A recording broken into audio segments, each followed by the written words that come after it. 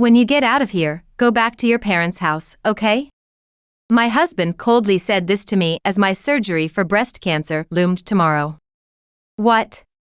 What do you mean? I can't see you as a romantic interest. I want a divorce. This was a further blow to my inability to comprehend. Everything went dark before my eyes and my mind went blank. However, my husband was yet to realize that he was the one who would lose everything. I am Jenny, a 28-year-old housewife.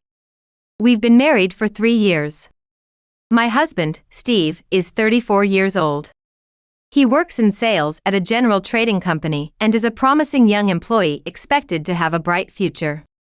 I too worked at the same company previously. I've always loved mathematics and even majored in it in college and went on to graduate school, but I was not able to get a research job.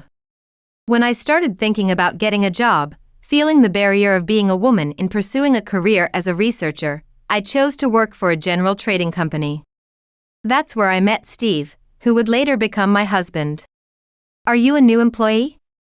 If there's anything you don't understand, feel free to ask.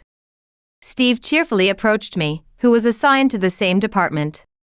I might say this myself, but having been a finalist in a beauty contest during my college days and being tall, I think I stood out quite a bit among the new employees.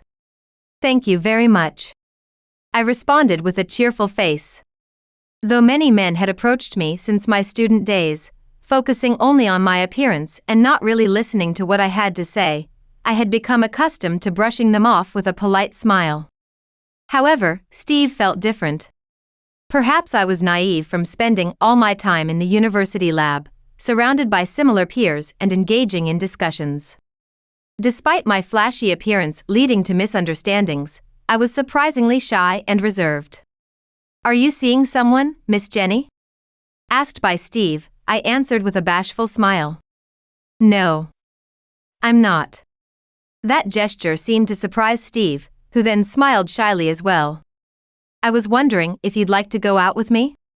Faced with such a direct proposition, I nodded honestly. I had never been approached so seriously before. And so, my relationship with Steve began. He always chose wonderful places and shops to take me to. For me, who had hardly ventured out of the university campus before, everything was new to me. A year later, at a dinner celebrating my birthday, he presented me with a ring. Will you marry me? When he said that, I felt as if I was soaring to the heavens, thinking such dramatic moments really do happen. I accepted his words with a nod. So, I want you to quit your job and wait at home for me to return. Is that okay? Steve continued. You want me to stay home? It's fine by me. I answered. Originally, it wasn't like I had much I wanted to do at the company, and I thought being a housewife would give me time to read my favorite books between house chores. Later, we went to greet each other's parents on a different day. My parents were overjoyed. That was to be expected. The daughter, who had been attending college in plain clothes and doing unfamiliar research, came to greet them with her marriage partner. My parents' house is what you might call wealthy, owning lots of land and buildings, and my parents live off the rental income. Not needing to work for a living, they run a hobby cafe next to our home. Upon hearing we were getting married, my parents offered to build us a new house on a piece of land a bit away from their home, insisting on paying for it as their gift to us. However, since I'm an only child, they had one condition: they wanted Steve to take my last name. Steve was surprised to learn my family was wealthy and was doubly surprised they were preparing a new house for us. It's not surprising. While his colleagues are burdened with mortgages, he was getting a new house without paying a dime. A few months later, we returned from our honeymoon after the wedding and started living in our new home. As my husband wished, I quit my job and became a full-time housewife. I thought I'd have plenty of leisure time as a housewife, but I was wrong. I wake up early to prepare breakfast and see my husband off, then do the dishes, laundry, and clean the yard. By the time that's done, it's already lunchtime. Eating alone, I quickly finish and start cleaning inside the house. Living in a detached house is tough. I'm exhausted. Just when I finally have a moment to rest, it's time to start preparing dinner. I had no time to read or relax.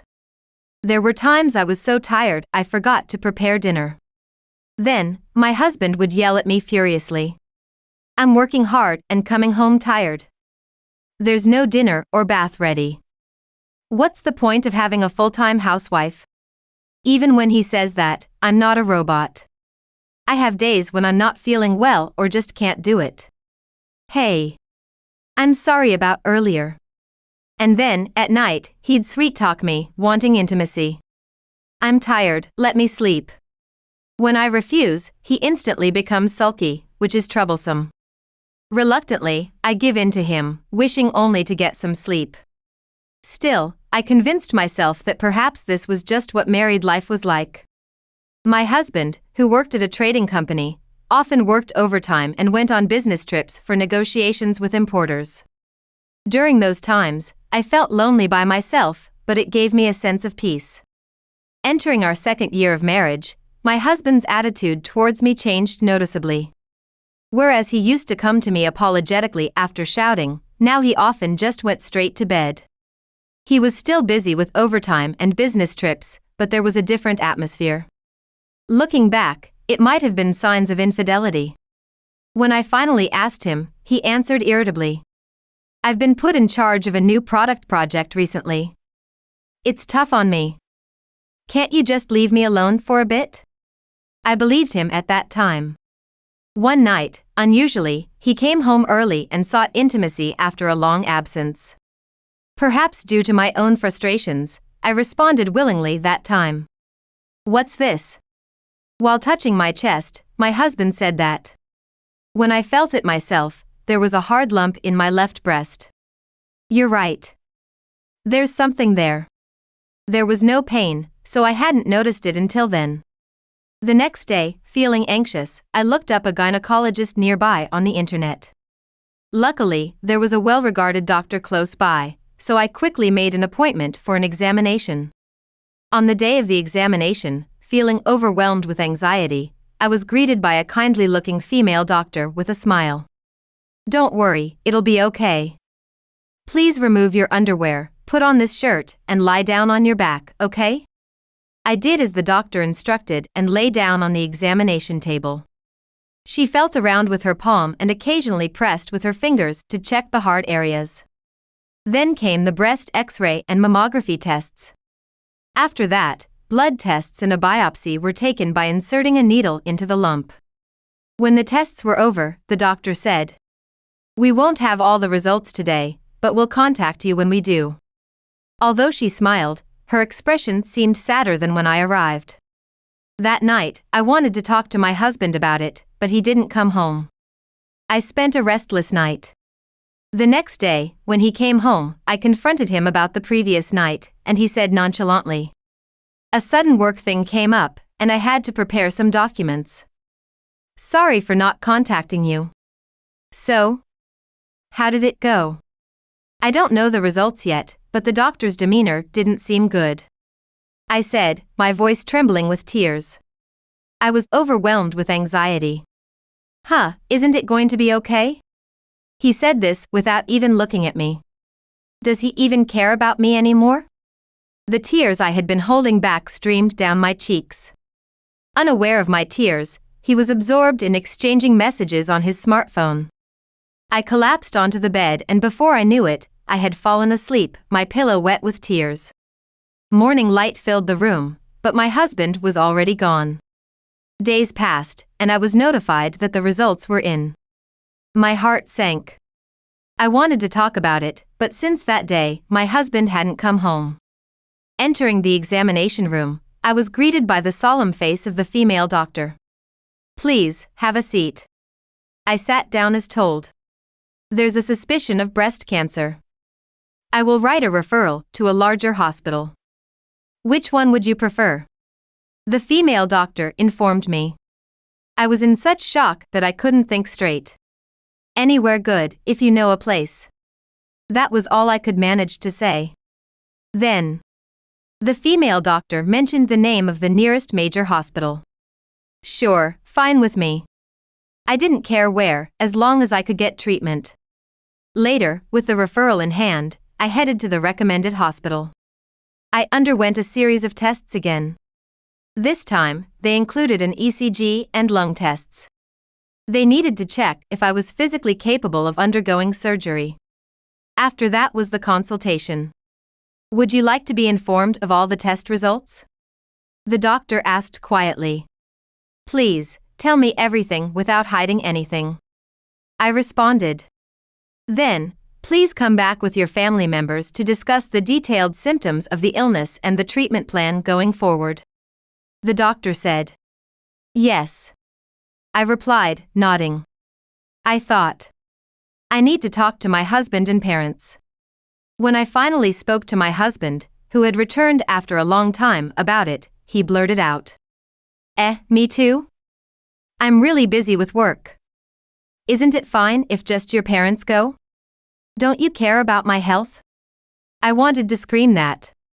Please don't say that, I want you to hear it with me. I muttered, my voice shaking, barely getting those words out. All right, I'll try to make some time. He said reluctantly. The next day, I visited my parents' cafe and asked them to come with me to hear the diagnosis. I had informed them that I was unwell and had undergone some tests, but seeing their panic when I made my request was something I had never seen before. So? It can be cured, right? It's going to be okay, isn't it? My mother was on the verge of tears. How could I answer that? I didn't know. I had been told to discuss the treatment with my family altogether. I faced the day with a shrinking feeling from the stress.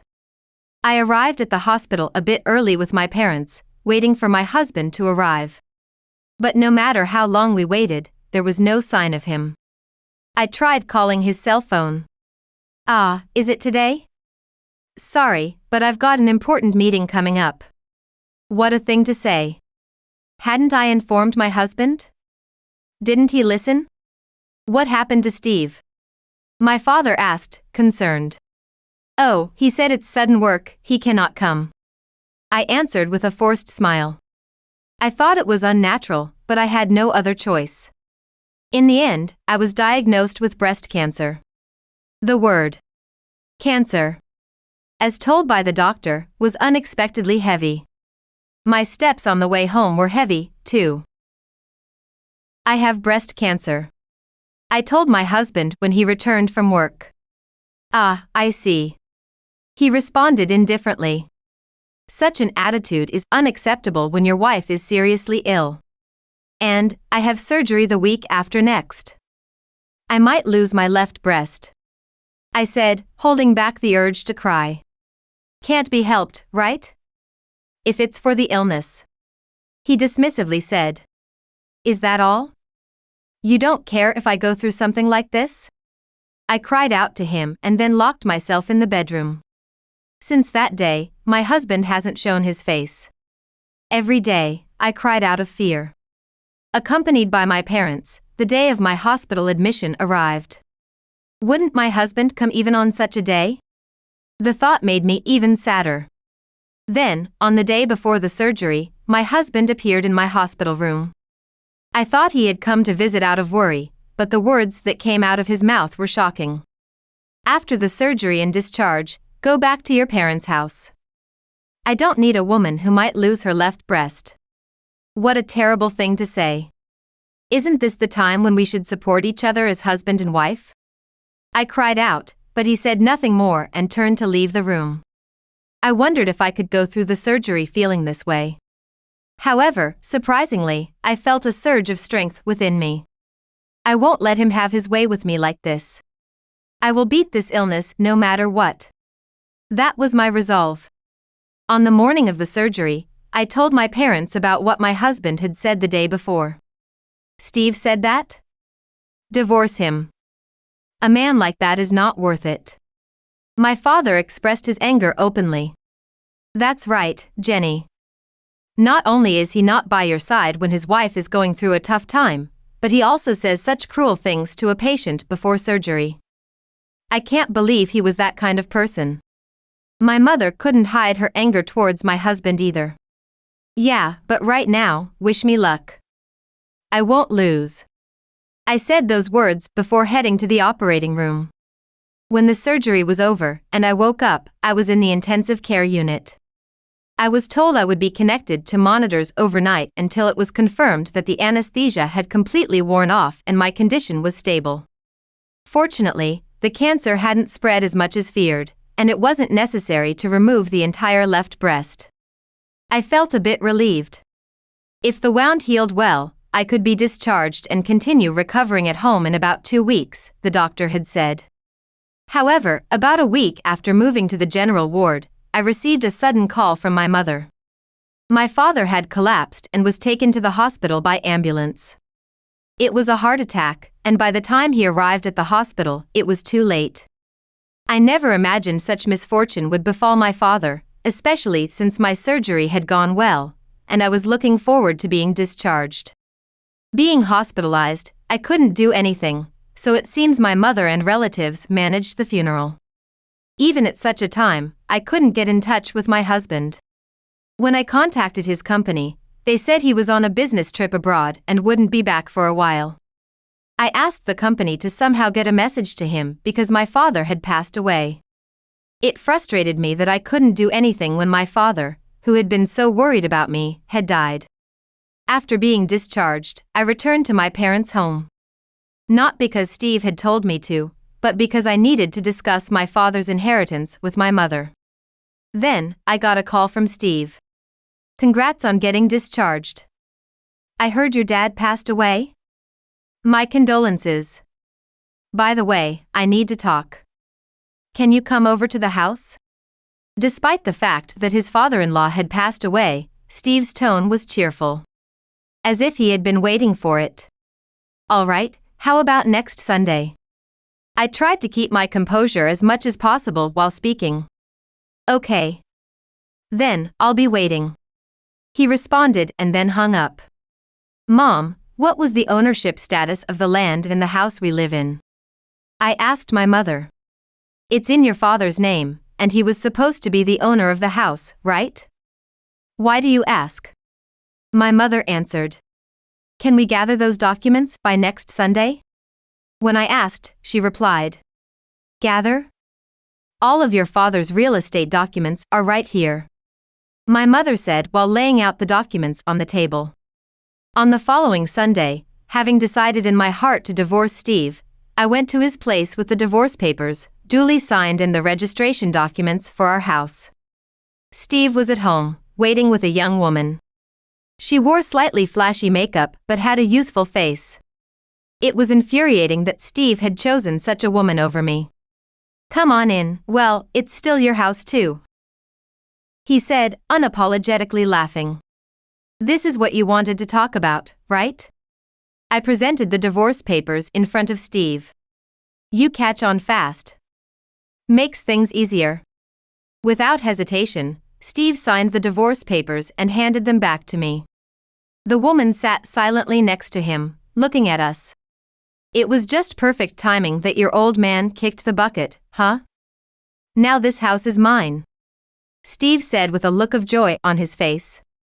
Excuse me? What are you talking about? I exaggerated my reaction, laughing mockingly. I spread out the documents on the living room table. Where is your name here? This house belongs to my father. What are you misunderstanding? I exclaimed in disbelief. This house was given to us by your father, and when I decided to take your surname, doesn't that make me the heir to your father's estate? Steve said seriously.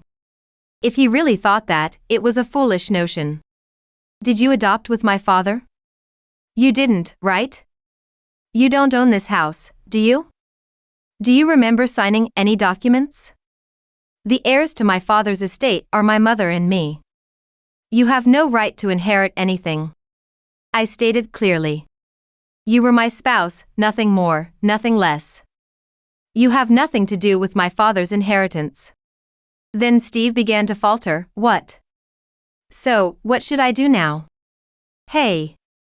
This is not what we agreed on. You said you had a house and were going to divorce your wife for me. The woman sitting next to him suddenly got angry. Now that I've got your signature on the divorce papers, once I submit them to the municipal office, you and I are nothing to each other. You can remarry her if you want. But this house will eventually be inherited by me. What are you two planning to do? As I flaunted the divorce papers, Steve fell to his knees on the spot, collapsing. Well, if you two want to continue living here, I might sell it to you. But just so you know, the land prices around here have gone up. It's going to be expensive. I said this with a deliberately cheerful tone. Then, Steve quickly looked up and asked, "How much are we talking about?" "Yeah. If we can afford it, we should just buy it. The woman says this while nudging Steve's side. For the house and land together, how about $1 million?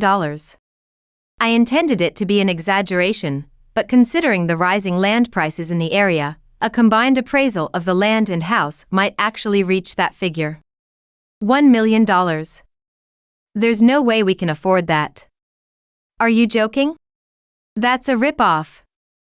That's way too expensive. Steve and the woman raised their voices in distress. If you think it's expensive, why don't you consult a real estate appraiser or something? But I don't think it's as cheap as you hope. Perhaps overcoming the surgery had given me more courage than I had ever had during my university days. I surprised myself with how assertively I spoke. People really can change. And you, really? Just because you were going to take my surname, you thought you'd automatically inherit my father's assets? You know nothing. I mocked Steve's ignorance. Okay. I apologize. Sorry. The divorce was just a joke. It was all just a game with her. So, don't take it seriously, okay? Steve suddenly started to butter me up with a coaxing voice. You liar. You said you were going to divorce your wife and marry me so we could live in this house. The woman berated Steve with her eyes wide in anger. You had no intention of divorcing your wife and the house isn't even yours? Everything you told me was a lie. The woman's face turned red with anger. I coldly dismissed them. You said you didn't need a woman who's lost a breast, right? You two are perfect for each other. Wishing you a lifetime of happiness. And then, I'll give you a week to decide. If you're leaving, make it quick. Anything left behind after that will be thrown away, just so you know. I said as I left the house. From inside, I could hear Steve being scolded in a shrill voice and something breaking, but it was no longer my concern. If there was any damage, I'd bill them later. I submitted the divorce papers at the municipal office without hesitation. I regretted not suing him for adultery and claiming compensation, but I wanted nothing more to do with such a superficial man.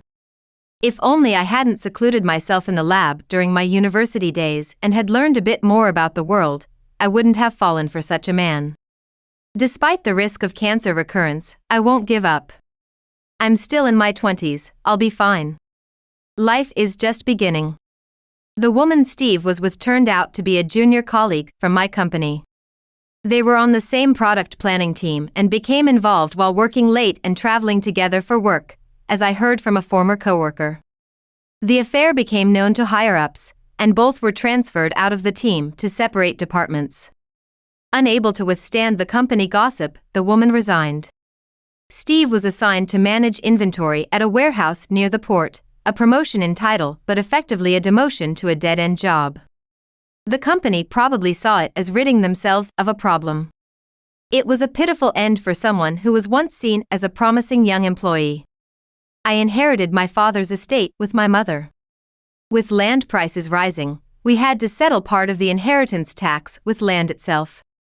The income from the remaining real estate and the cafe seems enough for my mother's living expenses.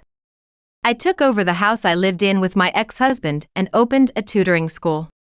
Many kids struggle with math, my favorite subject. I decided to welcome students from elementary to high school, hoping to share the joy of math and numbers with them. If even a few of them can find the fun in math, I'd be happy. I've also started working on the research paper I left unfinished in grad school. Someday, when things settle down, I'd like to return to grad school and resume my research.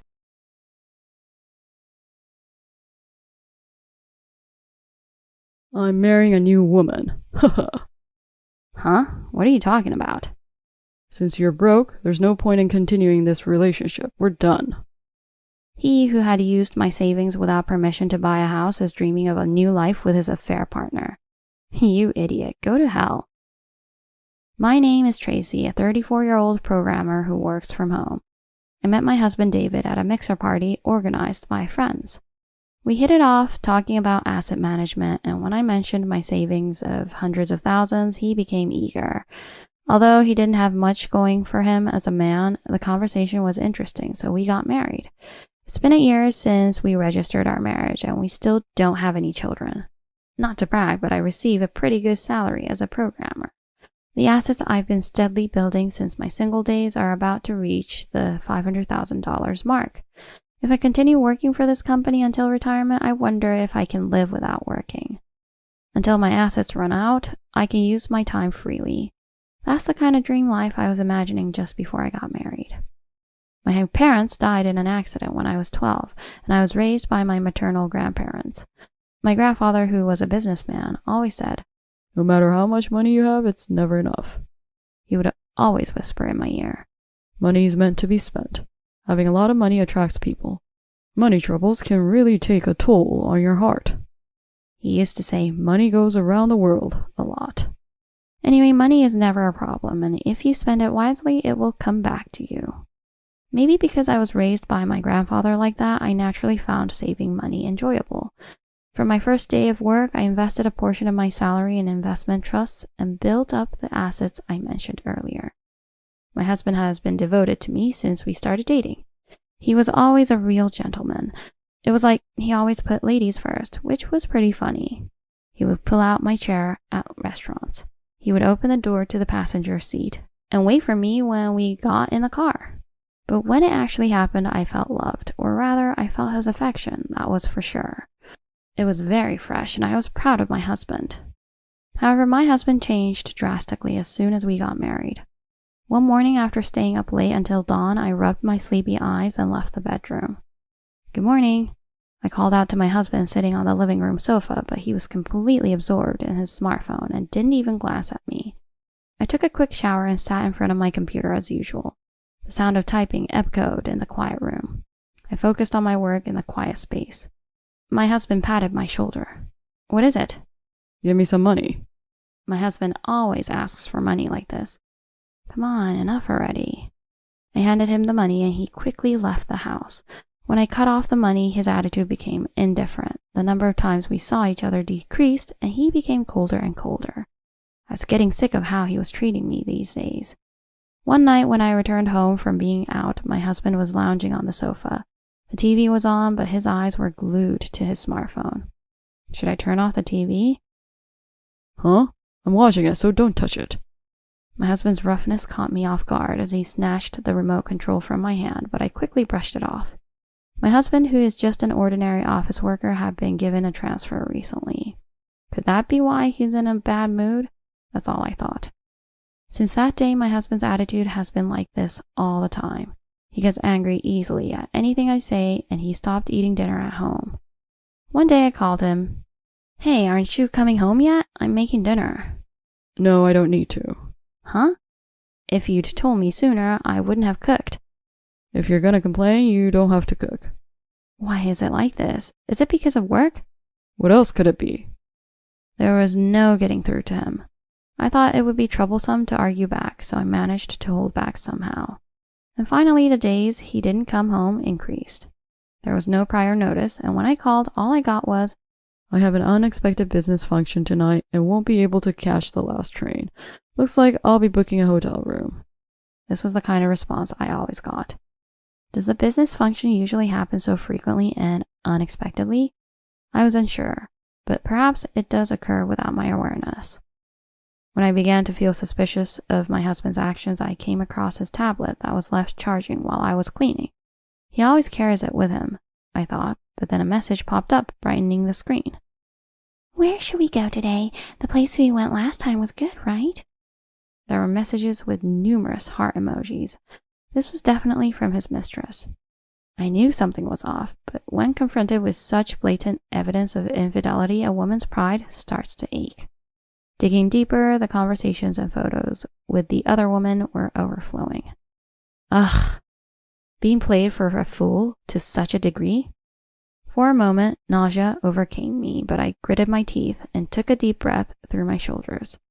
Their interactions were all very superficial and unimportant. What foolish discussions. This is like something middle schoolers would do when they're just discovering puppy love. All I felt after finishing reading those vulgar messages was anger. Despair and anger turned into flames of revenge, and the burning heart gave me courage. If he has a mistress, I'll definitely claim compensation and divorce him. I was preparing for various things with that determination. It was then, contrary to my expectations, that my husband suddenly said, "Let's get divorced." Huh?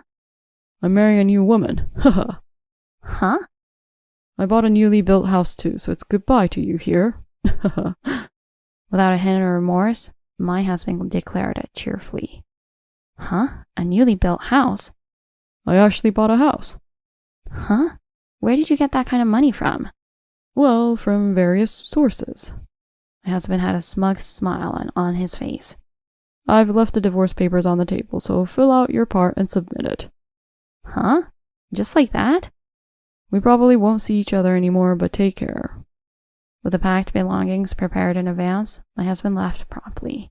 It didn't take even 10 minutes for his presence to disappear. In the blink of an eye, I was left dumbfounded and speechless. Before we got married, I was already aware of his careless approach to both money and women. I had prepared myself for this someday. I have plenty of savings, and I earn more than my husband, so even if I end up single, I won't be in trouble. However, my husband's words about buying a newly built house bothered me. Where on earth did he manage to scrape up that much money? I couldn't believe my husband, who always begs me for pocket money, had the capability to buy a house, so I checked the whereabouts of my own bank passbook. It's not here, I can't find it. No matter how much I searched, I couldn't find my passbook. My passbook with $500,000 that I had been saving since I was single. Could it be? When I checked the balance on the banking app on my phone, no way. The balance was $1.16. It had been withdrawn in 3 installments. Tremors of anger coursed through my body as I dropped to the floor, my phone clenched tightly in response to my husband's criminal behavior. I couldn't believe he would go this far. It was truly unimaginable. This was the first and only time I had ever felt so much anger towards someone. I won't forgive him. I'll definitely get it back, and I'll make him pay back double. I visited a law firm on the same day. The lawyer first suggested that I didn't know my husband's whereabouts or how he spent the embezzled money. I should consult the police and file a report. The police can search for my husband and investigate how the money was spent. If my husband is found, I can request the return of the embezzled money through civil procedures, such as sending a registered letter demanding repayment or filing for mediation in court. And if the marital relationship has broken down, divorce is an option, requiring discussions about property division and compensation. I had already decided on divorce, but I put off reporting it to the authorities and consulted the police for now. According to the police officer in charge, embezzling a spouse's savings is generally considered embezzlement or misappropriation. Embezzlement is a crime punishable by law, and if certain conditions are met, criminal penalties may be imposed. Specifically, if a husband embezzles his wife's savings without permission, it constitutes a violation of the wife's property rights and is legally problematic. Also, the husband needs to be proven guilty of planning to embezzle to get charged, and if he took a lot of money, he could face some serious consequences. After hearing detailed explanations from the lawyer and the police officer about this, I understood. To sum it up, my husband's acts of embezzlement and infidelity are serious breaches of trust, potentially providing sufficient grounds for divorce, and claims for damages and compensation are justified.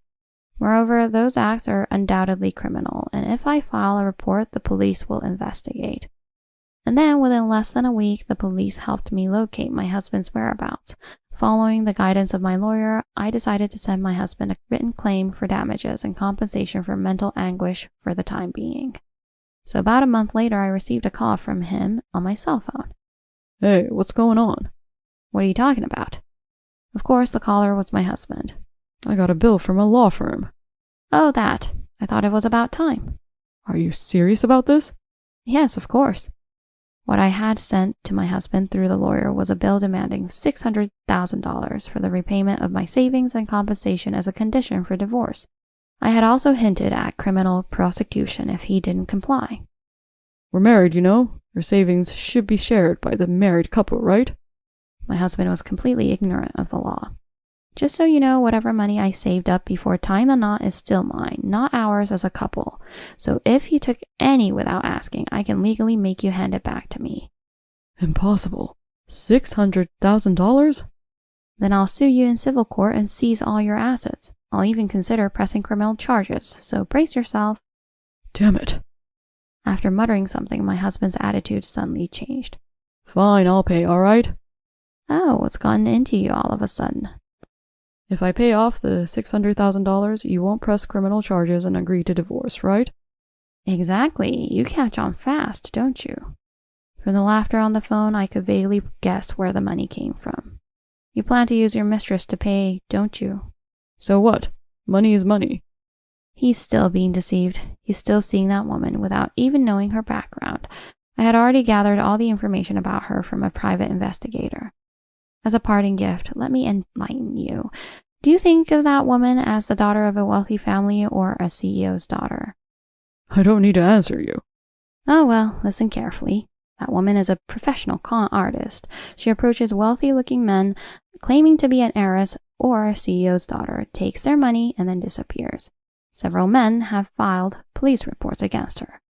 No way you're lying. She's the CEO's daughter. I've met her father, and he promised to make me the CEO in the future. Oh my, you're as stupid as ever. By the way, did you buy the new house in her name? How foolish of you. It can't be true, right? We were engaged. I even bought her a ring. Oh, that's quite something. By the way, is she still at the house? She seemed to be considering something after seeing the documents from the law firm. She said, I'll go back to my parents' house for a while, and left last night. Oh dear, did she run away? That's impossible. Well, we should confirm whose name the new house is under. Well then, let's end it here for today. I said that and hung up the phone. And then, a week later, my husband returned home with a pale face. That woman sold the house and disappeared. Just as I thought. You reap what you sow. By the way, you'll pay back my savings and the divorce settlement, won't you? There's no way I have that kind of money. Please, don't divorce me. He cheated on me, got dumped by that girl, and even swindled me out of the house. What a despicable human being. I never imagined he would be this foolish. It's too late to play the victim now. I won't give you a single penny, and divorce is definite. Just talking to him gave me a headache. Wait, I was deceived. I'm the victim, right? For some reason, my husband is trying to play the victim at this point. Please, come on, I still need you. I'll dedicate my life to you this time, I promise. He clung to my legs, begging for reconciliation while sobbing. What a disgraceful sight. It's too late to play the victim now. Everything from taking my money to being deceived by that woman is all your own doing. Be prepared. I forcefully pulled away from my husband, uttered those words, and he left dejectedly. Of course, the divorce was finalized. I promptly filed a criminal complaint against my ex-husband and his mistress, and also filed a civil lawsuit for the return of my money. After a while, both of them were arrested. My ex-husband ended up drinking his troubles away at some shabby bar. The woman who deceived my ex-husband was carrying cash from selling the house with her, but when she was caught, she only had about $10,000 left. In response to the investigation, my ex-husband confessed, I married for my wife's savings. I never thought I would be deceived in the same way. He's still playing the victim. Well, that's the kind of man he is. He totally deserved what he got. That woman apparently targeted my ex-husband as her 12th victim, explaining his pathetic state by saying, it was easy to trick him. The total amount she swindled from her previous 11 victims seems to be around $4 million, and she too wasted all on her extravagant host club visits. Basically, if you can't see past your own wants and needs, you're gonna get some bad karma coming your way in the end. Serves them right. Although I was quite dismayed by my own lack of judgment in choosing a partner, thanks to the efforts of my lawyer, the newly built property was successfully transferred into my name without any issues. I had no intention of living in that house, so I rented an apartment and started a new single life. My job as a programmer was going well, and my salary was gradually increasing. I was thinking of starting to save money again, but I heard that there was a buyer for that house.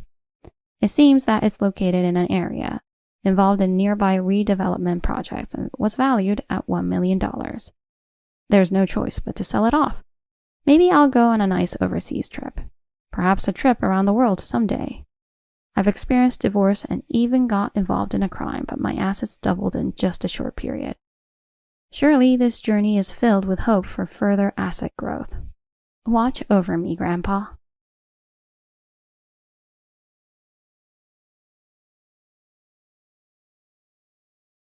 Want to take a bath together?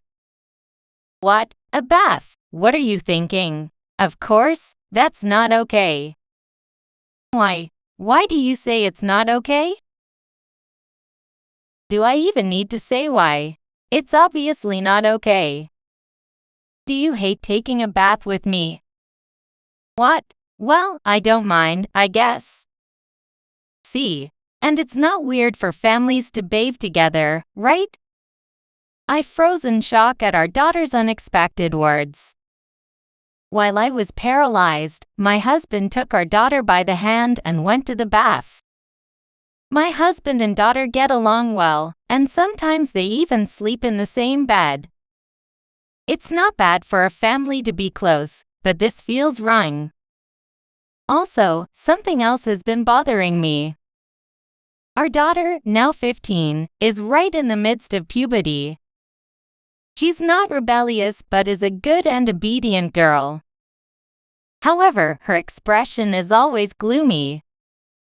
I've worried about illness, but since she suddenly got so chubby that her uniform doesn't fit, it seems it's not an illness. With so much on my mind, I've been feeling uneasy these days. My unease was quickly resolved by a single phone call. What? We're fine here. Who was that? What? Oh, it was a nuisance call, asking if we're interested in investments. Who listens to such suspicious offers nowadays, right? While he laughed it off as just a nuisance call, his expression was strained. His face was pale. So, I guess I should head to work soon. What? That's early today. Yeah, I have a lot of reservations, so I thought I'd prepare more. Usually, he would have lunch before going to work. But he rushed out of the house as if he were fleeing something. Later, I would learn that the call was from child services. Upon learning why they called, my anger started to boil. And I felt I could crush the phone receiver in my hand. I will never forgive anyone who hurts my precious daughter. I am Angela, a 42-year-old ordinary office worker. My husband, Sam, is 1 year older than me and works in a restaurant. Our daughter, Christina, is 15 and until now, we have lived happily as a family of 3. However, now that our daughter is in her teenage years, our family relationship is in a delicate phase. Dad, take a bath first thing when you get home. Sitting on the sofa without bathing is just unthinkable. I'm tired. I'll rest a bit and then take a bath.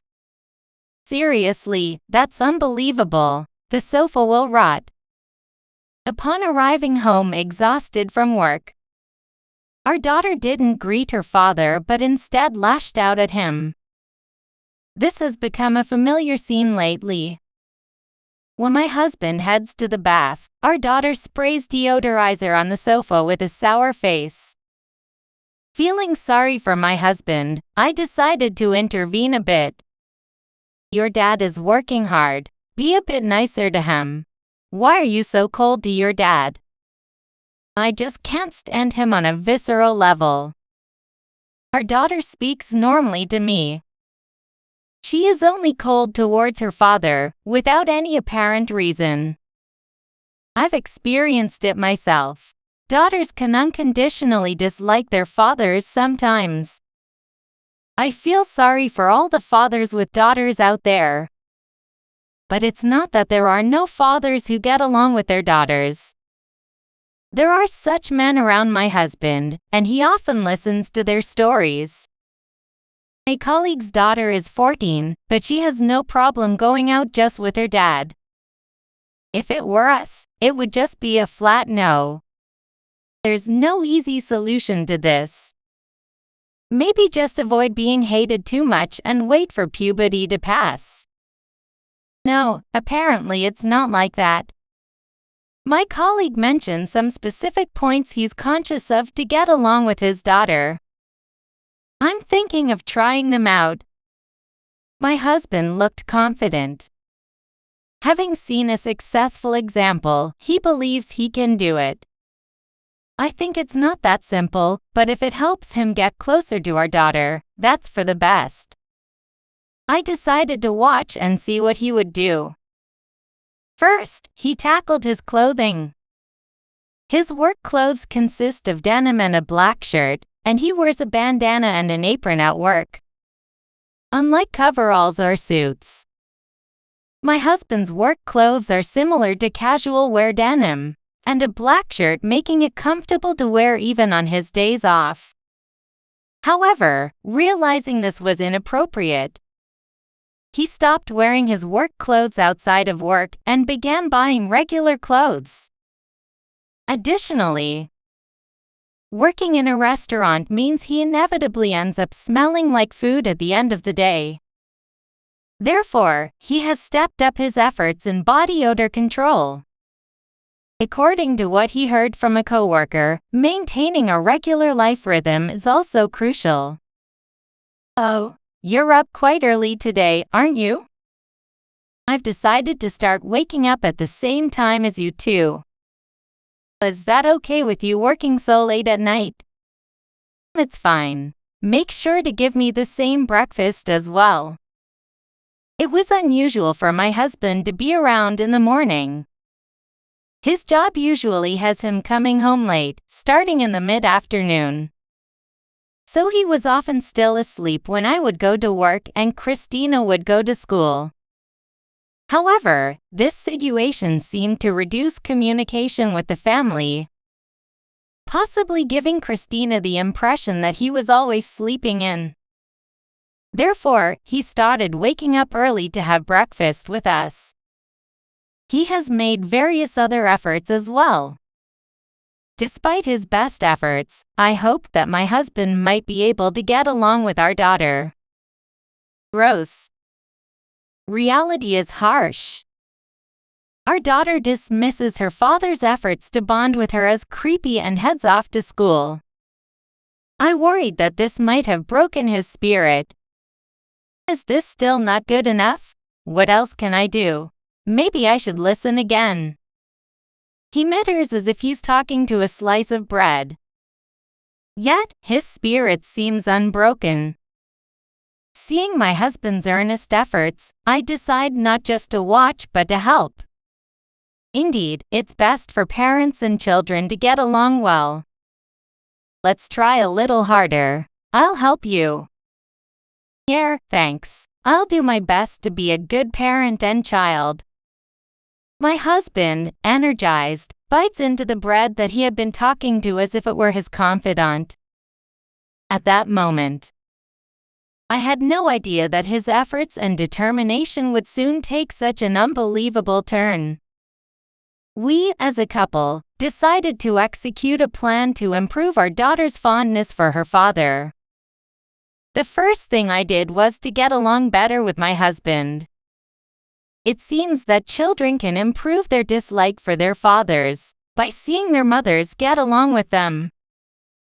Honey, I'll prepare some drinks for your evening relaxation, so go take a bath first. Okay, I always feel bad about this. What are you talking about? You always come back from work late and tired, so this is the least I can do. Our daughter watches our conversation in the kitchen from the living room. As my husband heads to the bath, our daughter looks at me as if she wants to say something. What? What's up? You've been really nice to Dad lately. Did something happen? Who? It's just as usual. Maybe you just haven't seen us talking because you've been avoiding Dad. I see. This seems to be effective. Although our daughter used to avoid even being near her father, she has started observing his actions. Also, I gather information about her surroundings to help her when she and her father do talk. By the way, I heard there's a kid in your grade who got caught shoplifting. Do you know them? Well, they're in the same grade, so I know them. But we've never been in the same class, and I barely talk to them. I see. Just make sure you don't do something like that. I would never do that. I know. Just saying it just in case. If the shoplifting kid had been a close friend, it would have been a sensitive topic that needed careful discussion. But that doesn't seem necessary. I'll tell my husband about it later. My husband and I continue our diligent efforts cooperatively. Thanks to our efforts, the relationship between my husband and daughter improved. Are you going to watch TV? Wait a sec, I'll move from the kitchen chair. It's okay, you can sit on the sofa with me. Really? Is that okay? Of course, it's okay. Besides, it's troublesome to move the drinks and snacks, right? Oh, do we have any drinks? Should I get some from the fridge? Our daughter talks to her father with a smile. Moreover, she's going to the fridge in the living room to get drinks for her father. I never thought such a miracle would happen. While I am happy, I am also curious about why our daughter changed so suddenly. Perhaps puberty is a time when emotions can shift quickly, and our efforts may have drastically influenced her feelings. I'd rather keep thinking that way, as it feels better. The two are sitting on the sofa watching TV, and my husband occasionally glances over at me in the kitchen with a smug expression. His look is boastful, although it's a bit annoying. My husband looks happy because he has worked hard and it has paid off, so I'll accept it. I thought this meant we could now live happily as a family of 3 again. But soon a strange phenomenon began. Christina, I bought some cream puffs from the store. We'll eat them together, right? Yeah, I'll eat. Our daughter no longer avoids her husband. However, her bright expression from before is gone. What's wrong? Are you feeling ill? Not really. It's just that eating cream puffs at night might make me gain weight. So I'll save it for tomorrow. I see. I'll put them in the fridge then. Yeah, thank you. Our daughter retreated to her room. Her attitude toward me and my husband hasn't changed. But it concerns me that only her expression remains dark. Hey, Christina has been acting strangely lately. Have you heard anything? I've heard she's having some troubles at school. Maybe that's what it is. Christina has troubles. Hasn't she told you? It's hard for me to tell you something she hasn't mentioned. I'm the only one who doesn't know. Well, I think she'll talk to you about it eventually. Wait for her to come to you. Until then, let me handle it. I'm hit with a feeling of both satisfaction and dissatisfaction at my husband's words. But given how he's recently gotten close with our daughter, I guess it's okay to leave it to him. As instructed by my husband, I decide to wait for our daughter to come to me. Then, I'll go talk to Christina now. My husband places 2 cream puffs and a juice on a tray. With the tray in hand, he gives me a smug look before heading to our daughter's room. Shortly after he leaves the living room, I hear the door slam shut. It seems he was allowed into our daughter's room successfully. Given the times she has criticized him for sitting on the sofa, this progress is remarkable. Conversely, I have not been able to discuss any concerns with our daughter. It seems the roles between my husband and me have reversed. There's nothing I can do now since she hasn't confided in me. I decided to quietly take a bath and go to bed. The next day, a small commotion occurred at our home.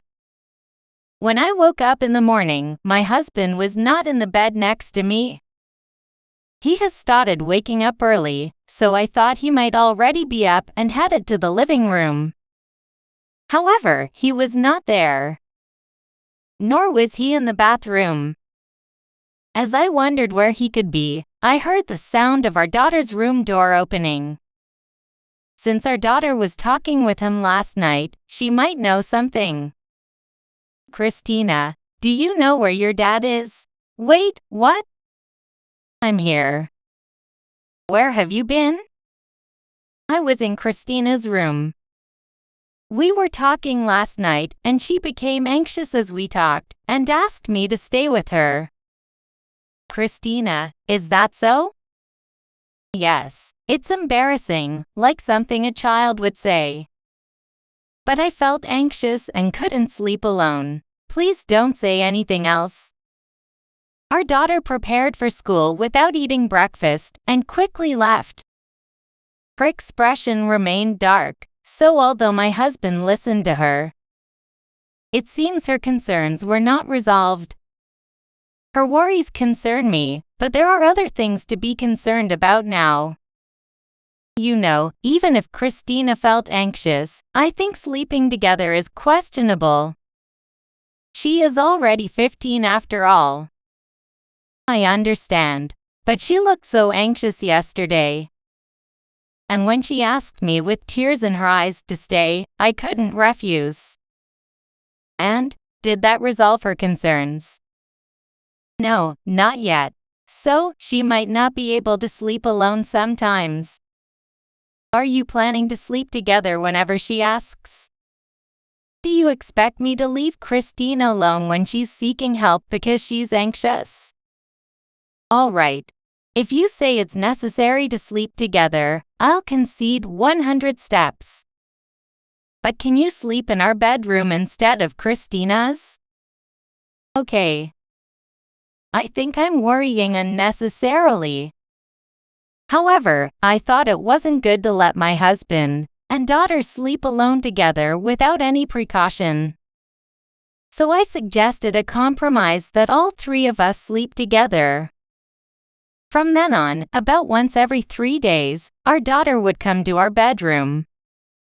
And she and my husband would sleep in the same bed. I don't know what worries she has.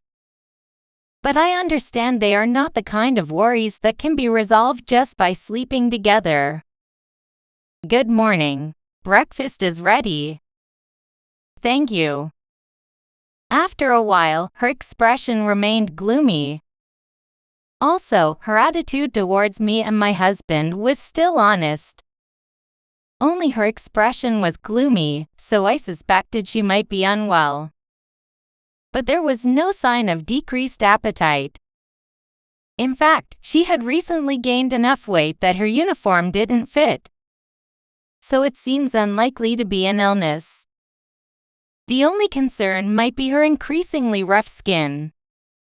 Have you gained some weight? Your skin is rough, too. Have you been eating only sweets? Oh, maybe you had a heartbreak. I intended to make a joke to dispel the gloomy atmosphere around our daughter. But it seems I crossed a line. She threw her barely touched slice of bread down and left for school. That was probably not the right thing to say. It seems I have even misjudged the distance with our daughter.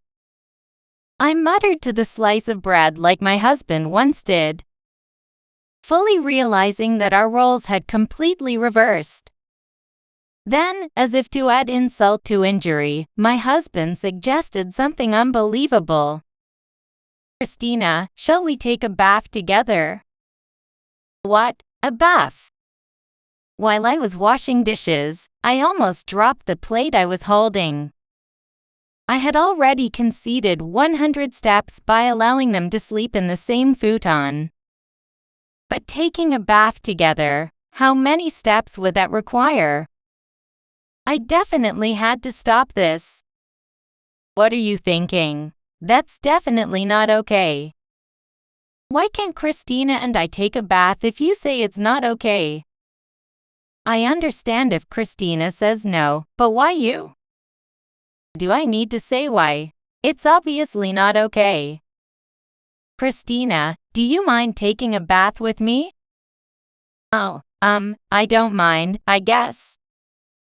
See, Christina and I are close. Plus, it's not that strange for a family to bathe together, right? I was taken aback by our daughter's unexpected words and went into shock. My mind seemed to be thinking and yet not thinking, in a state of panic. Before I could gather my thoughts, my husband had taken Christina by the hand and headed to the bathroom. The sound of the shower came from the bathroom. Our daughter said it was fine to bathe with her father, but I sat on the living room sofa, holding my head, wondering if this was really okay. After a few minutes of panic, I began to regain a bit of composure. Upon reflection, this was indeed not okay.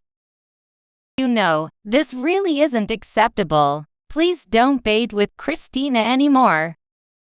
What? But she said it was okay. Even if Christina says it's okay, it's not okay. All right, no need to shout. After getting out of the bath, my husband came back to the living room, wiping his head with a towel. Our daughter didn't come to the living room but went straight to her room instead. I told my husband firmly that he was no longer allowed to bathe with our daughter, not leaving room for debate. He looked reluctant, but seeing the anger on my face, he understood and agreed. Then, a few days later, on a Saturday. Today is my day off, and Sam will be going to work in the afternoon. Inside our house, it's the usual scene with me and Christina spending the holiday at home, and Sam, who has started waking up early. On such an ordinary and mundane morning, a phone call came in. I'll get it. You keep folding the laundry. He answered the phone. It's not unusual for us to receive calls, or for him to answer them. However, what follows is a slightly unusual turn of events. What? We're fine here. He raised his voice a bit and quickly hung up. The house was quiet, so his loud voice startled me, and I flinched slightly. Who was that? What? Oh, it was just a nuisance call. Something about investing. Who listens to such suspicious offers nowadays, right? He was laughing, but his expression was strained. His face was pale. Well, I guess I should head to work soon. What? Already? You're early today. Yay, we have a lot of reservations, so I thought I'd do some extra prep. Normally, he would have lunch before going to work, but today, he rushed out as if he were running from something. The next day, Sunday, I have a day off again, and Sam is going to work in the afternoon.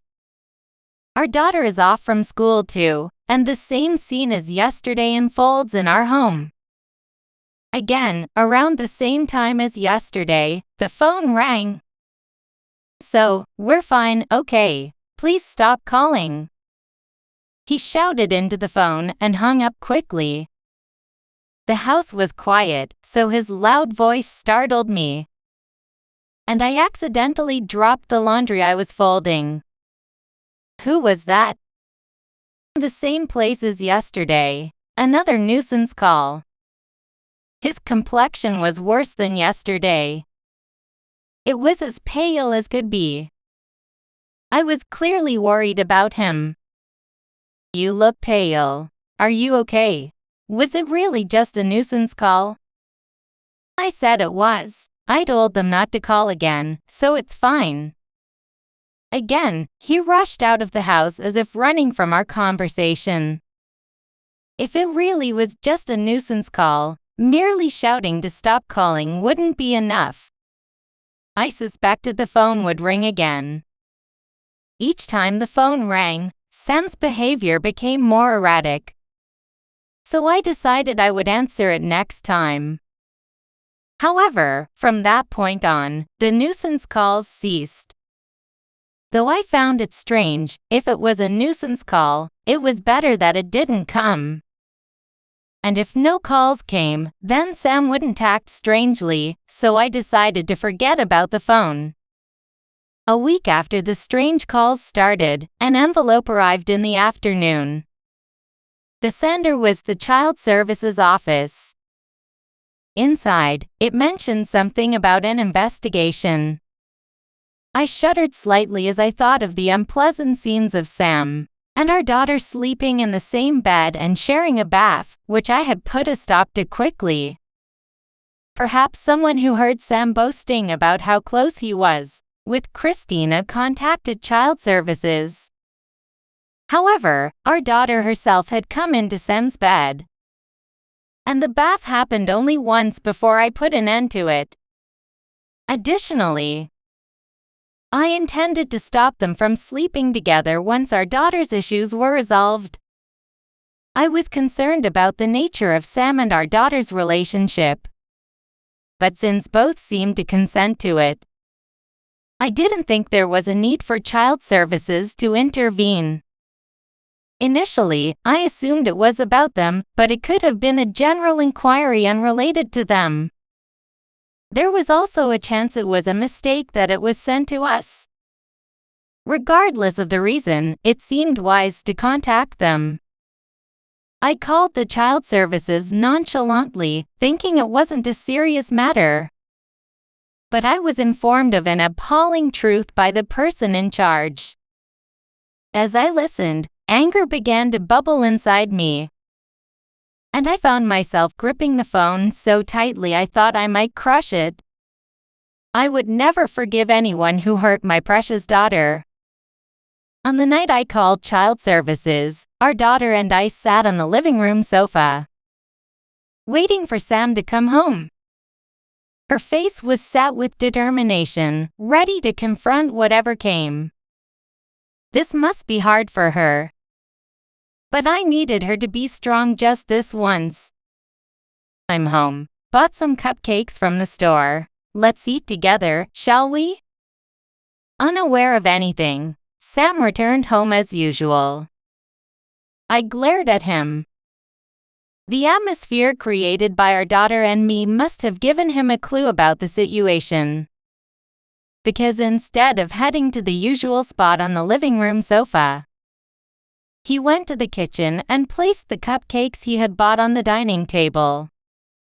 What's with that scary face? Don't worry, I got your cupcakes too.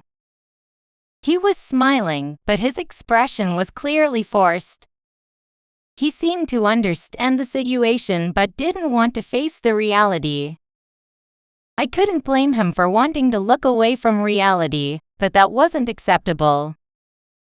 I forced him to face the reality. Everything's out in the open now. Everything. Yes, everything you did to Christina. And even after Child Services started calling because of it, you blocked their number to stop their calls. Sam checked my expression and then our daughter's. Realizing he couldn't talk his way out of this, he collapsed right there. I already knew everything that Sam had done to our daughter from her and Child Services. But I needed to hear it from him too.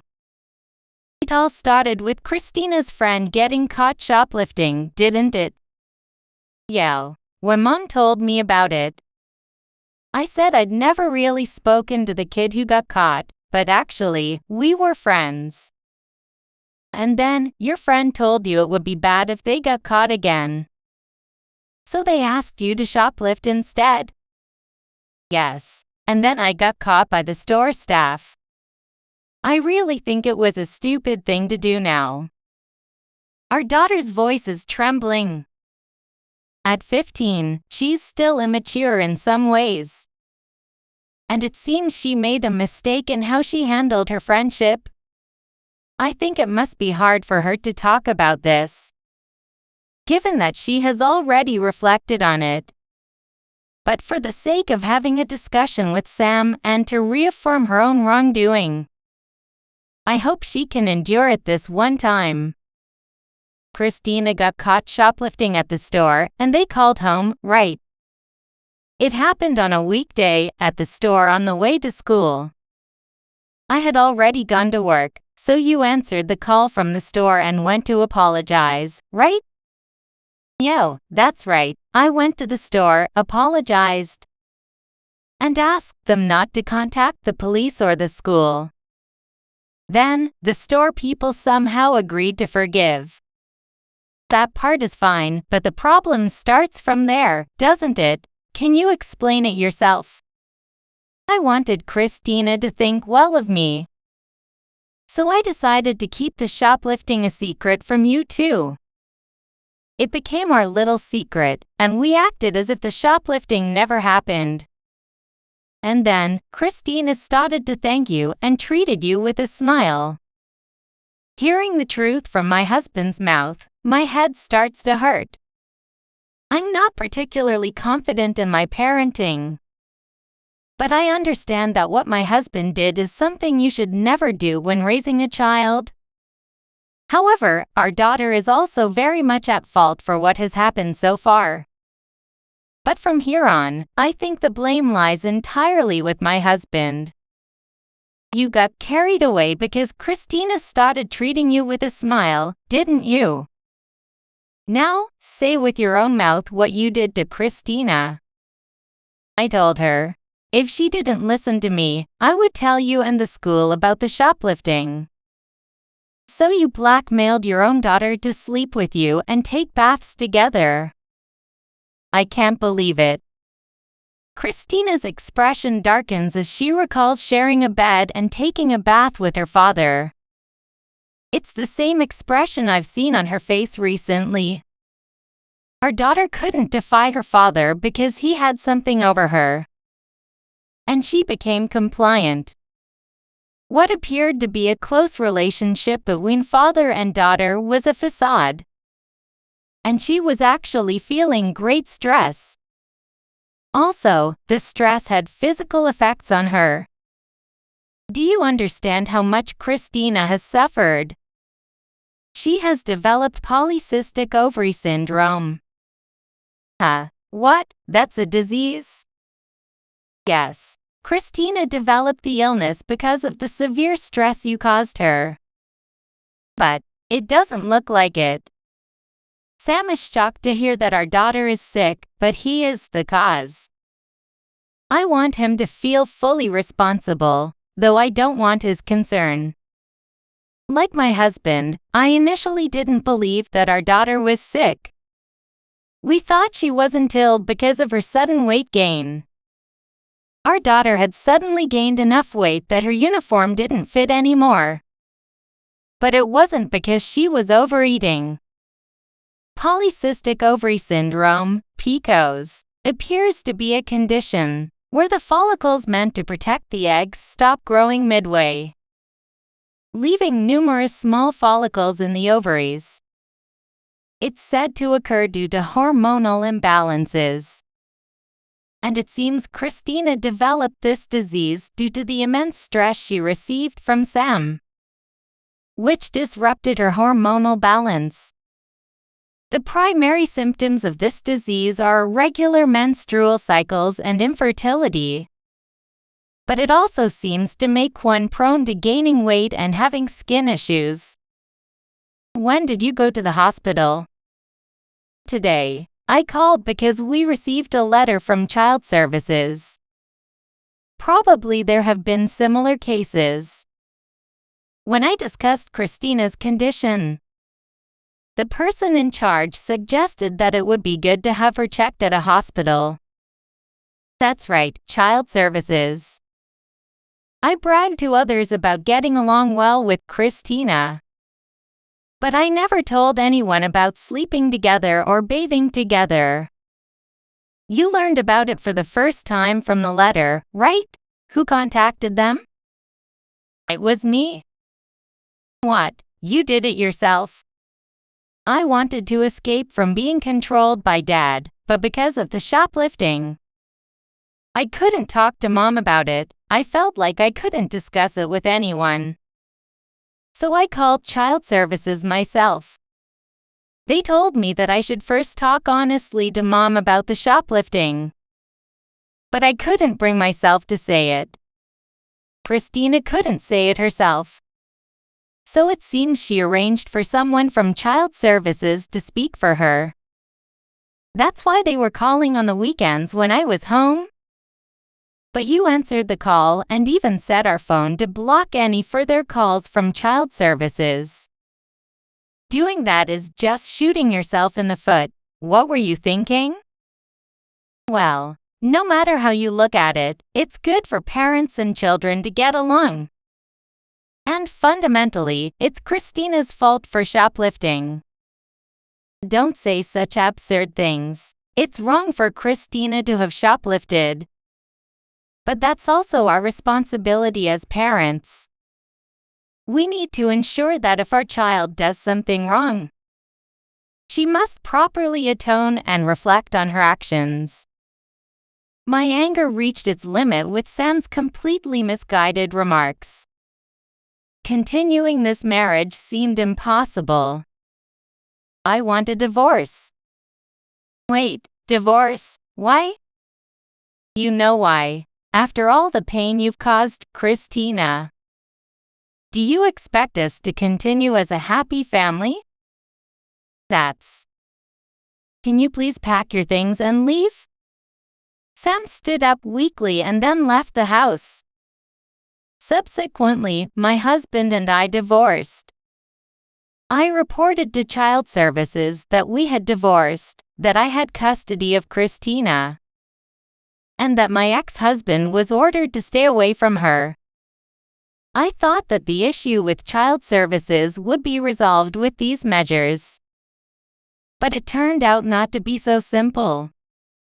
The ex-husband used to make close physical contact with our daughter while sleeping, and had our daughter wash him during baths. This was reported to the police as potentially constituting sexual abuse. As a result, my husband was arrested, although he was ultimately not prosecuted. The fact that he was arrested for sexual abuse has had a significant impact. He wasn't fired from his job, but naturally, the reactions from those around him turned cold. Unable to continue working in such an environment, he quit his job.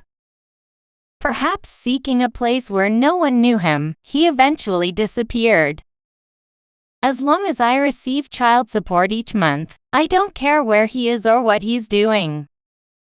As long as he stays away from us, I suppose I will never see my ex-husband again. My daughter has reflected on her shoplifting. She is now seriously focused on her exam studies. Seeing her sincere remorse, I believe she will be all right going forward.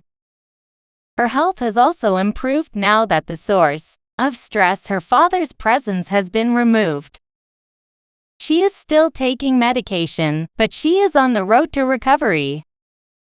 This ordeal has shown me my own shortcomings. If I had noticed the changes in my daughter sooner, I could have resolved the situation earlier. Now, as a single mother, I cannot afford such oversights. I've realized my inadequacies as a mother, and am determined to think more about my daughter's needs and live better for her going forward.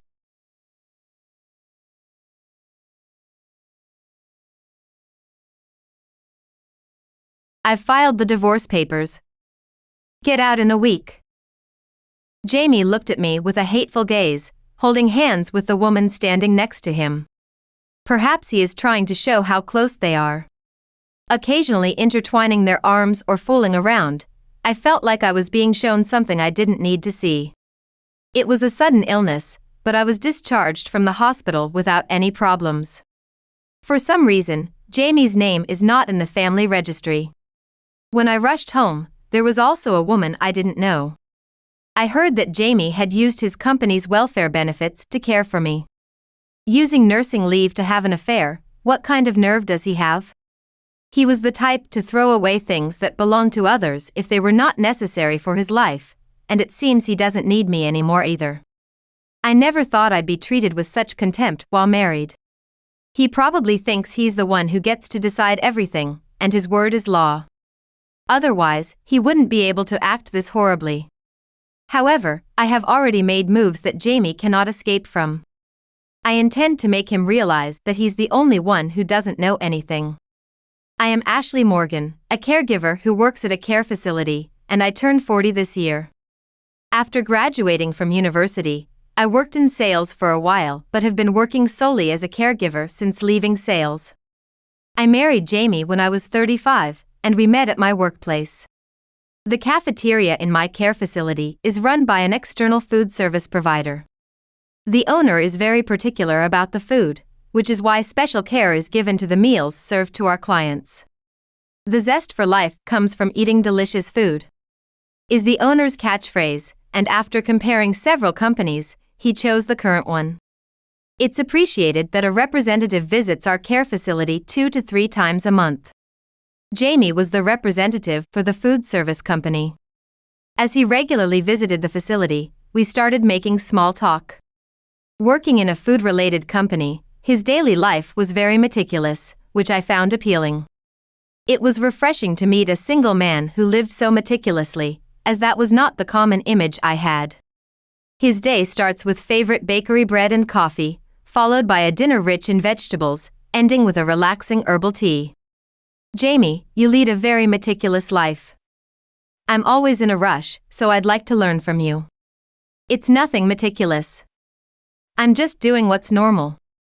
That normal is possible because it's you, Jamie. I don't know where to start. If that's the case, I recommend herbal tea.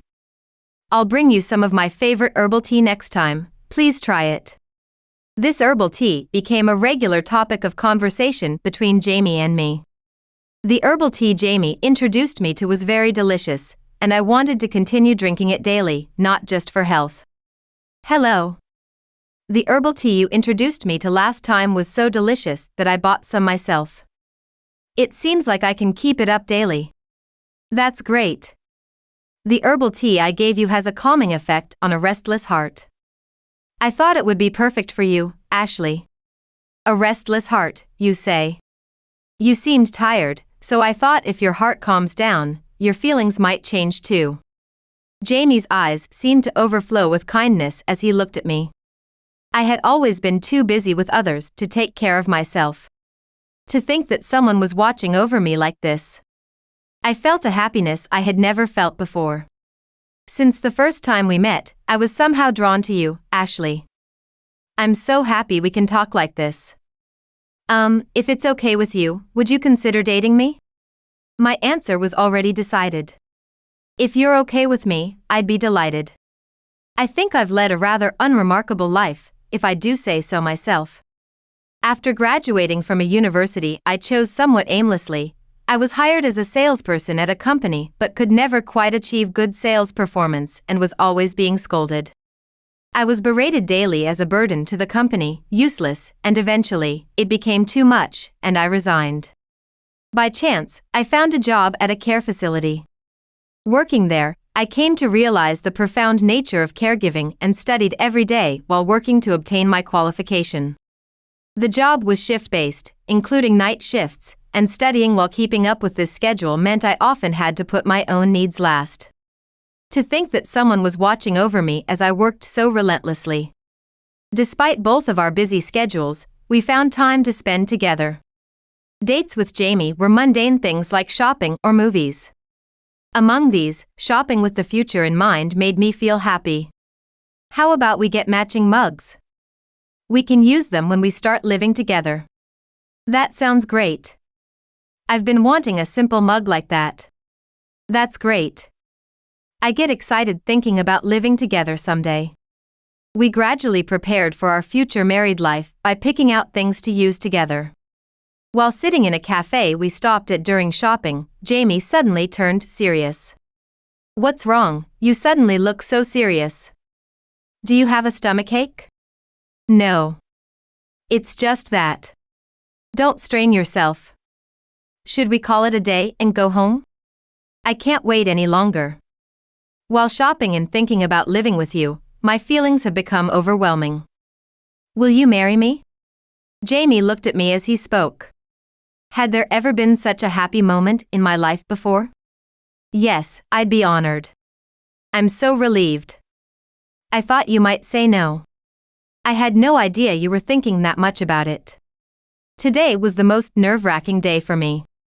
The tension that had been building seemed to melt away from Jamie's relieved expression. The answer was already decided. With you, Jamie, it seems like every day will be happy. And so, Jamie and I got married. We both had been living alone, but Jamie's apartment was quite spacious for one person, so we decided to live there. I brought the necessary belongings and started our newlywed life at Jamie's place. His apartment remained as meticulously kept as he had described. I had visited Jamie's apartment several times before, so I knew it was meticulously organized, not a speck of dust in sight. Thinking that our new life together was starting here made my heart race. What kind of happiness would await us? Little did I know at the time, however, that this excitement and anticipation would soon be shattered. It had been 6 months since we married. One day, I was preparing for my night shift at home. I usually brought a nighttime snack, uniform, and towels for my shifts, but I couldn't find my belongings. The tumbler was a recent gift from a friend and one of my favorites. I thought so, but I can't find my towel or the tumbler I always use. I thought perhaps Jamie had accidentally taken it to work. But would Jamie really take my towel and tumbler by mistake? No matter how much I searched, I couldn't find them. Having no choice, I decided to use a spare towel in my locker and buy some tea at a convenience store on my way to work. Deciding that, I left for work. The work went smoothly as usual. I wanted to get home quickly, take a shower, and sleep in bed as I had been feeling quite tired lately. And more than anything, since I had been working night shifts consecutively, I missed Jamie and wanted to see him. Rushing with this thought, I hurried home. When I arrived, Jamie, who seemed to be about to leave for work, was in the living room. As usual, he was ironing his favorite shirt meticulously. Ah, isn't that Ashley? Ah, Jamie, good timing. There's something I want to ask you, is that okay? You mean about the tumbler? I didn't expect Jamie to bring up the tumbler. Since he mentioned it, he might know something about it. Yes, I can't find my tumbler or my towel. Do you know anything about them, Jamie? I looked before going to work, but I couldn't find them. Huh, is that so? I think I brought them from my previous house. Is that so? I've already thrown those away. I couldn't believe Jamie bluntly said he had thrown them away. Why? There was no need to throw them away without asking. Things need to be organized properly. He looked at me with a puzzled face, as if not understanding what was wrong. I was shocked to learn that he had thrown them away without my knowledge. The tumbler was a birthday gift from an old friend, and because it was so special to me, I couldn't stay silent when I heard he had thrown it away. Then Jamie sighed as he looked at me. To think you would use something with such poor taste, Ashley. I thought I did you a favor by getting rid of unnecessary items, but that's no way to speak, is it? His face suggested he didn't think he'd done anything wrong, even though he had thrown away my belongings. I was so angry that someone had disposed of my precious items without my consent that I couldn't find the words to respond. Is that all you wanted to talk about? I have to go now. By the way, Ashley, make sure you tidy up your unnecessary items too. Unnecessary items? What does he mean? I had decluttered when we got married and moved into this house to ensure I didn't overcrowd Jamie's place, which had been his bachelor home. Realizing what Jamie might be implying, I decided to look around the house. Although I was exhausted and sleepy from the night shift, a bad feeling woke me up. My hunch was right. There were items that weren't mine in the house: clothes, shoes, bags, and accessories I had bought during my single days. At a glance, I hadn't taken inventory of everything, but it seemed quite a lot had been discarded. I couldn't believe he would dispose of someone else's belongings like this. I had carefully selected and brought only the essentials for our new life together with Jamie. Honestly, I didn't have many personal items, and I wasn't messy. Yet he disposed of them anyway? It seemed that items with bright colors or characters were thrown out. Probably, Jamie had disposed of items he didn't like or that didn't match the interior decor. If he had just mentioned it, I would have considered getting rid of them, but why do it without asking?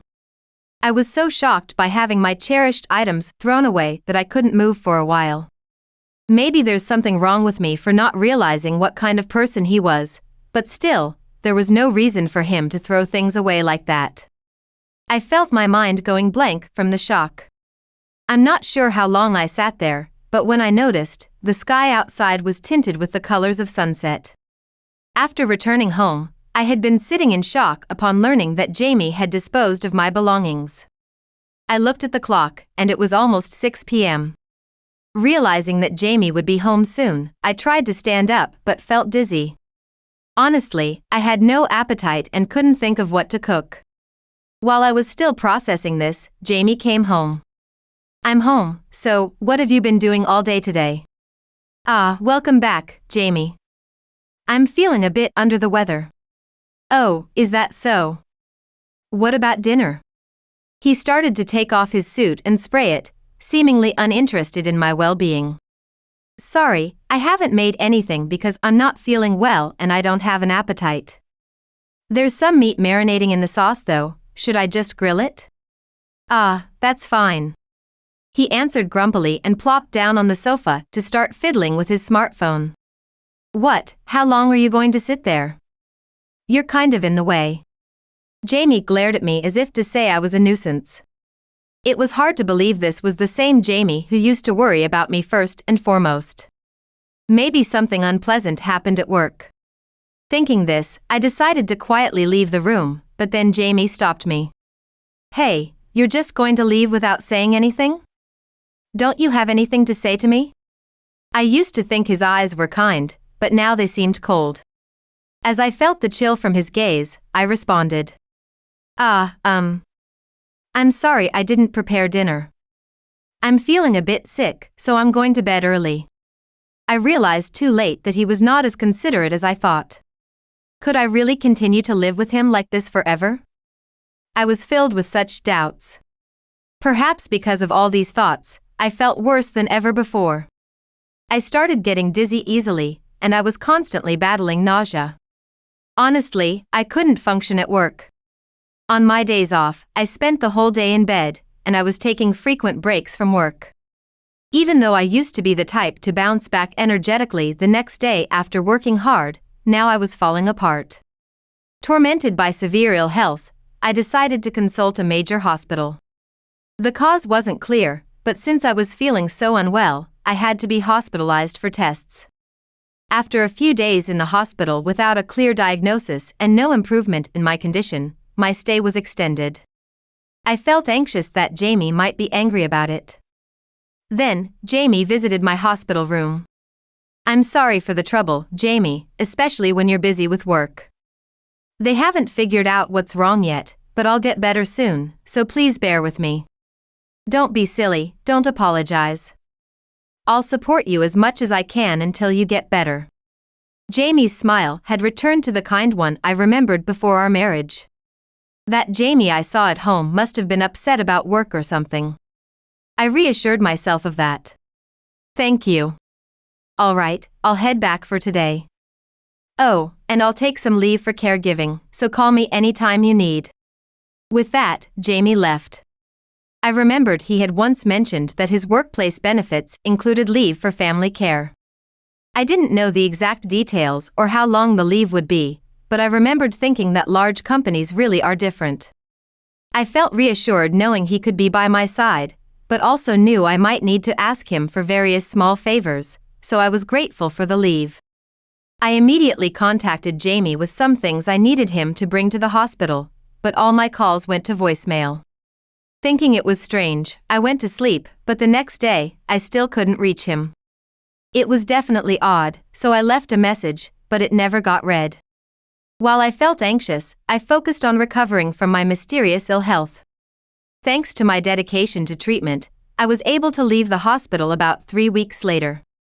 I informed Jamie of my discharge, but still, no message was read. I worried something might have happened to Jamie. All I wanted was to get home as quickly as possible. Then I remembered that I needed some documents for work. I thought there was a form I had to submit at the government office.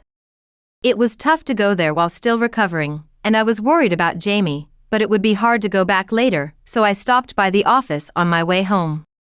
There was something off about the document issued by the office. It was supposed to show the data for all family members, but strangely, only my name was printed. It should have definitely included both Jamie and my names. At that moment, I had a bad feeling. I hurried home, and as I approached, I sensed someone else was in the apartment. I smelled a perfume at the entrance that Jamie never used. Entering the living room, I saw Jamie with a woman I didn't know. Jamie, who is this? Jamie turned around with a smirk, closely followed by the woman who then spoke. Is this the person Jamie told me about? Yeah, but it's all okay now. I had no idea what Jamie meant by "it's all okay now." Amid this situation, I found myself calmly noting that it seemed like something out of a drama. I was so shocked that I accidentally dropped my bag. The documents I had received from the government office fell out. Gathering myself, I decided to ask Jamie something. Hey, who is this person? Also, when I got the documents from the government office, only my name was on them. Do you know anything about that? Jamie answered with a smirk. I've filed for divorce. I thought I had misheard, but by Jamie's expression, it didn't seem like a joke. Wait, what do you mean? A divorce paper. That's right, I don't need a defective product. It's just common sense to get rid of what you don't need. He snorted dismissively and glared at me. I thought marrying you would make my life a bit easier, but that's not the case at all. Plus, you're sick and in the hospital with no clue when you'll be discharged. That's problematic. Really. I wouldn't leave Jamie on his own like that. It's best to let go of dead weight. Get out in a week. Katie pointed at me, laughing. Katie is so kind. Honestly, I wish you would leave right now. As they spoke, the two of them intertwined their hands. I couldn't understand what I was being shown. This was the house I had moved into when I married Jamie, and I wondered what these two were trying to say. Jamie then threw a large duffel bag at my feet. My boss is one of those old-fashioned guys who says a man isn't complete until he's married. I just married you because he said he'd give me a big project if I did. Wait, I thought you married me because you loved me. I never actually said I liked you. I just thought you were an easy option for marriage. Obviously, I'd prefer to be with someone beautiful, right? Indeed, Katie was dressed like a modern, beautiful office lady. Her nails were neatly painted, and her hair was stylishly curled. See, timing is everything. The person who can act quickly wins. So, when are you leaving? Jamie pressed for an answer, looking at me intently. So, he had snagged a somewhat prominent woman he often saw at work to impress his boss and secure a promotion. It seemed I was only needed for the sake of marriage, not because he truly loved me. I understood Jamie's feelings all too well. Of course, my response was decided. No, I'm leaving right now. With that, I left the house within 3 seconds. Actually, after being discharged, I planned to stay with my parents in the next town for a while, so I had already sent my everyday items there. Everything I needed for work was in my locker at work, so there were no issues. I stuffed the documents that were on the table next to my bag as I left. Included were some detective agency documents and an envelope printed with Jamie's company's name. I then headed straight to a particular place. My destination was Jamie's office. I had been to Jamie's office 2 or 3 times before for various reasons. In fact, I had received mail from Jamie's company during my hospital stay. It was the mail forwarded to my hospital room. The envelope addressed to me contained several documents necessary for family caregiving leave. It appeared that not only Jamie had to fill out these forms, but as the person being cared for, I also needed to complete some. I brought these documents to submit them directly to Jamie's workplace. Jamie's boss, who had thrown a celebration dinner at the time of our wedding, happened to be there, so I handed them directly to him. He looked surprised as he glanced at me, repeatedly checking the whiteboard in the office. On the whiteboard in Jamie's office, a large magnet that read, "Caregiving leave," was prominently displayed, and beneath it, "Return undetermined," was also written. This meant that within Jamie's office, he was seen as someone who might not know when he could return to work because he was caring for his wife. Given that I, his wife, had largely recovered and was here delivering documents, their surprise was understandable. I was asked various questions by Jamie's boss and answered them honestly. I explained the reason for my hospitalization, the frequency of visits, and details about the support. Jamie's boss looked at me with an expression that seemed to say he couldn't believe it. According to him, what Jamie had told him was completely different from my account, which left him puzzled. However, after comparing the medical certificates and hospital receipts I submitted, as well as the number of days Jamie had taken off, it seemed he believed I was telling the truth. Then, I presented another document. It was a divorce certificate, and Jamie's boss was speechless. If someone who had taken leave to care for his supposedly ill wife was actually divorced, his boss couldn't just stay silent. It seemed he judged it as no different from falsely taking leave, and something had to be done about it. Indeed, what Jamie was doing was clearly skiving off work, and that too with an affair involved. Taking leave under false pretenses for an affair and filing for divorce without consent. That was utterly unforgivable. As I left Jamie's workplace, I noticed that there were dozens of missed calls from Jamie. Wondering if he still had something to say, I was about to put away my phone when Jamie called again. "Hey, you didn't say anything unnecessary, did you?" Trying to contain my irritation at his first words, I responded. "Unnecessary? What do you mean?" "Whatever you say, everyone's going to believe me anyway. Don't get it twisted." With that, he hung up. Was that his way of warning me? He must have assumed I wouldn't say anything out of line. I went to a law firm to discuss filing for divorce from Jamie and seeking compensation for his affair. I provided evidence collected by a detective agency I had hired earlier, along with information about the other woman, and decided to seek compensation from both Jamie and his affair partner. They thought they could take the best for themselves and then ignore the consequences. I couldn't let that happen.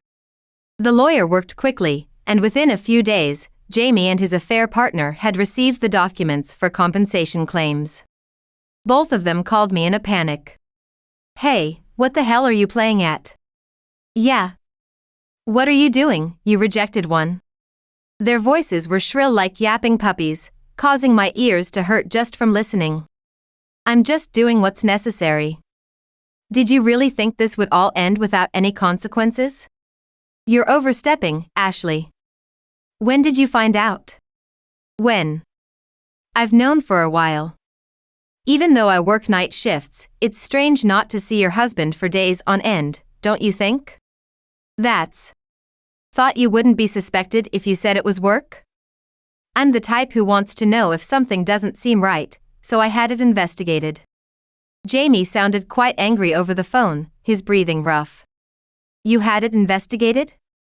That's low.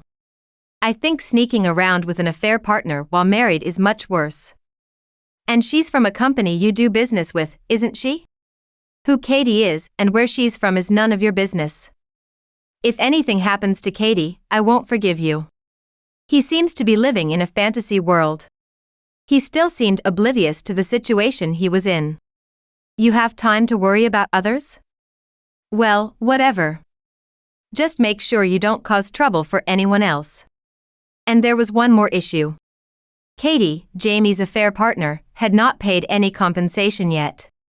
I wonder if Katie thinks she won't have to pay as long as she remains silent, or if she truly believes she's not at fault. Either way, I can't just sit back and ignore this. I decided not to let it slide and consulted with a lawyer again. Eventually, we proceeded to garnish Katie's wages. It seems that her affair was exposed to her workplace as a result of the wage garnishment. I received numerous calls from Katie. I was reluctant to answer the phone, but I didn't want to delay dealing with the hassle, so I decided to pick up. What were you thinking? Because of you, I might get fired. It seems that the affair and the subsequent situation have made her a pariah at work. Both Katie and Jamie, although they work in different places, are apparently being forced to choose between transferring to a rural branch or resigning. Well, if someone who cheats is in the office, isn't it natural for the atmosphere to get worse? Just choose between transferring or resigning, right? No way. I can't live in the countryside. If you hadn't said anything, I could have continued as before. You think you could have continued as before? I couldn't help but ask, feeling doubtful. Yes. I could get married and Jamie would be happy to marry me, and then it would all be happily ever after. I felt a bit of sympathy for Katie. Being oblivious can be pitiful in a way. Do you seriously believe that? On what basis can you say he won't cheat again? With the power of love, there won't be any cheating. You don't need to tell me that. Fine. If you're happy with my leftovers, go ahead. But don't think you can evade paying the compensation.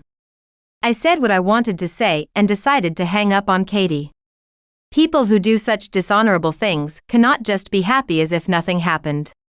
Thinking you can grasp happiness just for yourselves after an affair is a big mistake. According to rumors, Jamie and Katie are leading miserable lives. Both are stressed out being scorned at work, and they resigned as if fleeing. After resigning, their job search was difficult as the bad reputation had spread to unexpected places. Of course, no one wants to hire someone known for cheating, and they are struggling to find work. About 6 months after the divorce, Jamie called me.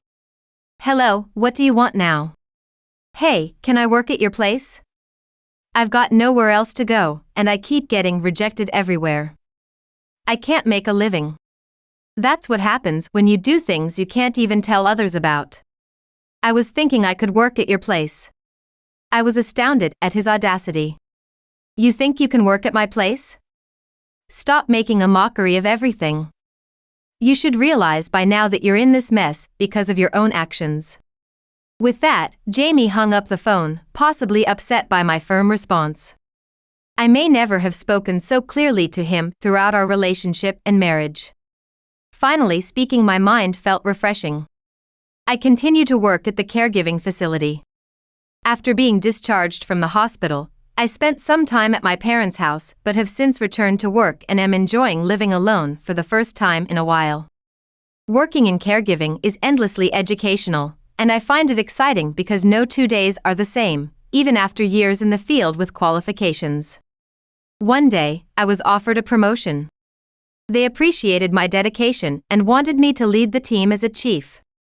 Honestly, I've never held such a leadership role before, so the offer was both thrilling and bewildering. However, it's an opportunity I'd like to embrace and excel in. Additionally, I received the results from my caregiving certification exam. Fortunately, I passed on the first attempt. With this qualification and a promotion, I can earn enough to live independently without any issues. I'm ready to believe in my potential and take on new challenges.